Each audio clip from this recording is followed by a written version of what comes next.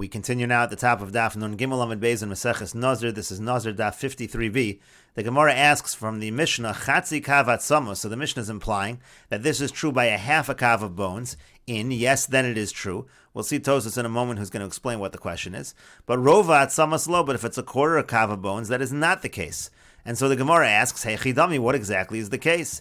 Ilema de isbahon atzamos kisaora. If the case is where in this quarter kav of bones you have a bone the size of a barley, so tepukle mishum etzem kisaora. So then the tumah should come because of the bone that is the size of the barley.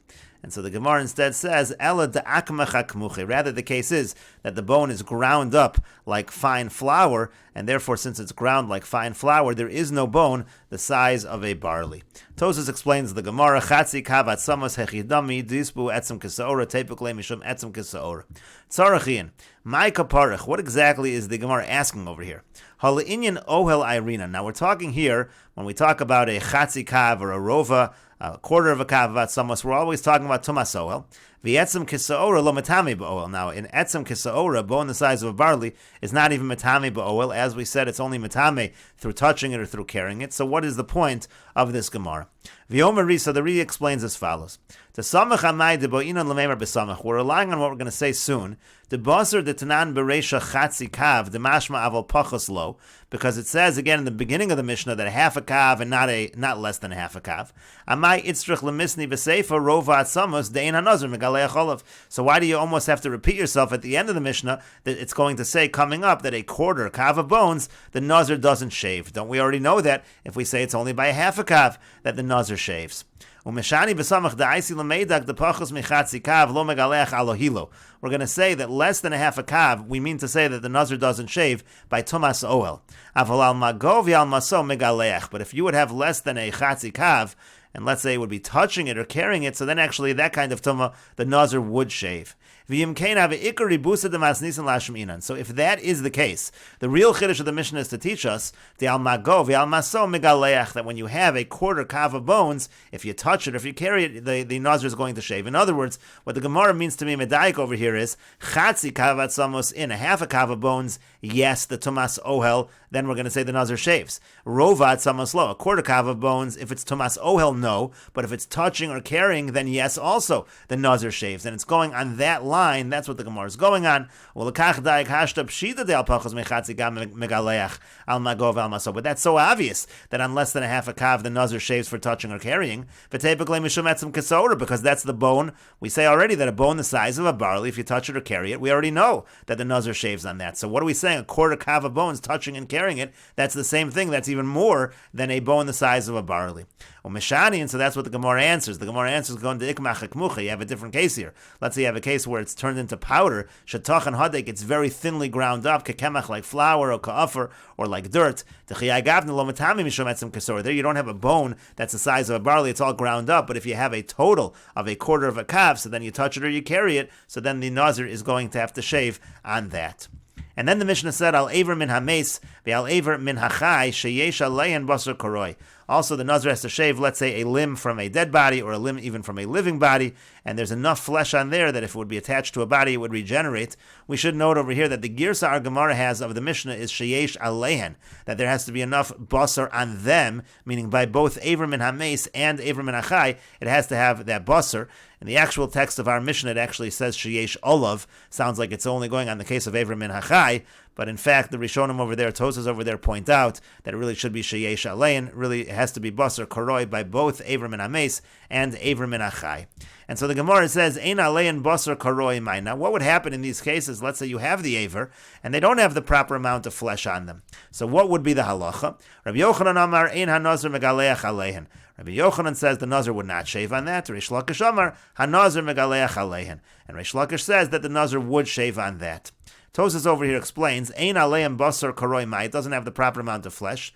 Havadai alohilo lo yigalech. Now, the Gemara is not asking about tumas ohel. That's exactly what the Mishnah is saying. The Mishnah is saying that if you have a situation where there's no basar koroi, so then on tumas ohel, on ahilo, if there's tumas ohel over there, the nazir is not going to shave. Kidakatani b'mas nisan. That's exactly what it says in the Mishnah. Dafka kashiyesh aleim basar koroi. Only if it has the proper amount of flesh would we say that there's tumas ohel, which will cause the nazir to have to shave. That's not the question over here. The question over here is, what if it's ein alein basar karoi? What if there's not enough flesh on there, but you have this aver and you touch it, or you carry it? Ela b'mago v'maso u'v'she'ein sham etzem kasora. We're talking specifically where you touch it or carry it, and you don't have in that situation an etzem kasora. You don't have a bone the size of a barley, because that would be obvious. In that case, the nazir would have to shave. That's the question. And again, it's a machlokas. Rabbi Yochanan says ein hanazir megaleach alein, and Reish Lakish says hanazir megaleach alein. And the Gemara says Rabbi Yochanan amar ein hanazir megaleach alein. Rabbi Yochanan says the nazir does not have to shave if it doesn't have flesh. Ta'akatani bereisha al aver min hames ve'al aver min hachai sheyesh alein kazayis basar. Kazayis basar in avalein aleim lo. If it has the kazayis basar, so then yes, or if it has the basar, yes, and if not, not. And the Bach points out that the word kazayis should be taken out, because again, we're talking about basar karoi. If it has basar karoi, if it has the proper amount of flesh, yes. If not, not, according to Rabbi Yochanan. Rabbi Shimon ben Lakish over Rabbi Shimon ben Lakish says megaleach. No, the nazir does shave in situations according to Tosas where he's touching it or carrying it. Midalo katani b'seifa, because you don't have this case listed in the seifa. In the seifa, you have a number of cases in which it says the nazir does not shave. This is not one of the cases listed, and so therefore the implication is that the nazir would shave. Rabbi Yochanan amar lach. Now Rabbi Yochanan will respond to you. He'll say to Reish Lakish, Kol heicha demashma michlal lo katani b'seifa. If you have a case that's already implied from the Mishnah, you don't have to write it at the end of the Mishnah. It's obvious just by implication. But the Gemara says, is that really true? V'chatzi kavat samas, but you have chatzi kavat samas, a half a kav of bones, which is in the Mishnah. Demashma chatzi kavat samas in rovat samas lo. That already implies that a half a kav yes and a quarter kav no. V'katani b'seifa rovat samas, and yet we have at the end of the Mishnah it says rovat samas lo. So you do have things listed in the Mishnah that were already implied from earlier in the Mishnah. And the Gemara says, no, hasam over there, ilav rovat samas. If we wouldn't list rovat samas, havamina afilu al mago al maso. I might have thought even if it's touched, or even if he touches it or carries it, lo, even in that situation, by rovat samas, the nazir doesn't shave. La'achi yitzrach lemisni rovat samas da'alo hilon hu de'ein hanazir megaleach. That's why it has to say at the end of the Mishnah that on a quarter kav of bones, this is like Tosas already said earlier, it's on a quarter kav of bones only by tamas oel that the nazir doesn't shave, but in terms of touching or carrying it, like we said, by the rovat samas, so then the nazir would shave. But the Gemara says along the same lines, v'chatzi lug dam, the shamat mina chatzi lug dam in revius dam lo. You have the case in the Mishnah of a half a lug of dam, a half a lug of blood, where the nazir shaves, and already it's implied that a half a lug yes, and if it would be a quarter of a lug of blood, no. V'katani b'seifa revius dam, and yet the seifa lists revius dam as one of the items that the nazir doesn't shave on. And the Gemara says to that, Hasam lafuke mid Rabbi Akiva. There, the reason why we're listing revius dam, even though it's already understood by implication, that's to exclude the position of Rabbi Akiva.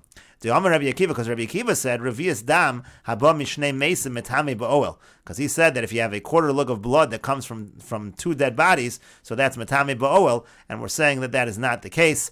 Rashi over here explains, Lafukim mid Rabbi Akiva damar revius dam haba mishnei mesim metame ba'oel kamashmal on seifa. The seifa of the Mishnah is teaching us to be meis echad, but you know, Lord, that no, it has to come from one mace. If it comes from two mesim, that would not create that tumas ohel. And Tosas has a different approach in terms of which Rabbi Akiva we are referring to. Hachi garsin and hasam lafukim in Rabbi Akiva, and they take out this next line of the Divrei HaMaschil. V'hachi perusha, the explanation is lafukim in Rabbi Akiva da'amar b'shili pirkin. We're talking about Rabbi Akiva at the end of the parak who says di'al revius dam di'al mago v'al maso megaleach. Rabbi Akiva says that if you have a quarter lug of dam, so then if you touch it, if you carry it, you shave, and that's what we're saying. We're excluding that position in our Mishnah. But the Gemara continues, Hai Avrim and HaMace, this limb from the mace that Rabbi Yochanan and Reish Lakish are arguing about. Let's say you touch it or carry it and it doesn't have the basar karoi, so there's a machlokas whether the nazir shaves or not. Hechi dami, what exactly is the case?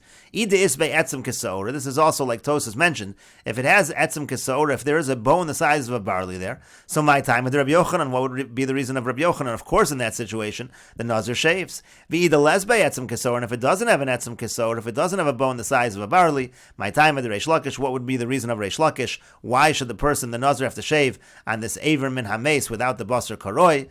And the Gemara says, Amar lach Reish Lakish will respond to you as follows, Liolam deles be'etzem kesaora. Case over here is it does not have a bone the size of a barley. Ve'afilu hachi rachmana ravia. Nevertheless, the Torah says that this is included, this aver min hames, you touch it, you carry it, the nazir will have to shave. And how do we know that? The Tanya, as we learned in a brayso, v'chol asher yigal pnei asada v'chal cherev over mace. This is the pasuk that's talking about tumas mace, and we darshan each phrase in the pasuk.